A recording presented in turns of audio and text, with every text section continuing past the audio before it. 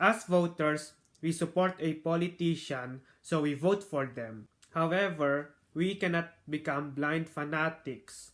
When we see a politician fails to meet our expectations, we need to become critical even we favor that politician. Additionally, if that politician disappoints you with the last straw, it is okay to withdraw your support from them, for it is unhealthy to hold on to outdated beliefs about that person.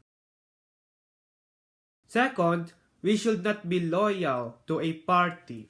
We vote for a candidate who belongs to a party, but we don't ideally vote for the party itself. If you consider yourself a Republican, but if the Democratic candidate is a better person than the Republican candidate, you must vote for the Democratic candidate. Likewise, if you consider yourself a Democrat, but if the Republican candidate is a better person than the Democratic candidate, you must vote for the Republican candidate.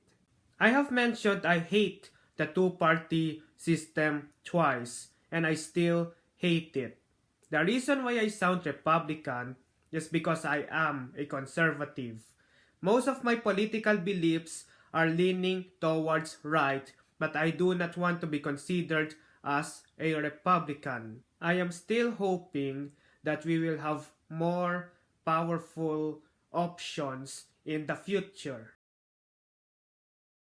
Finally, we must remember our loyalty should be for our country, not for a party nor for a politician.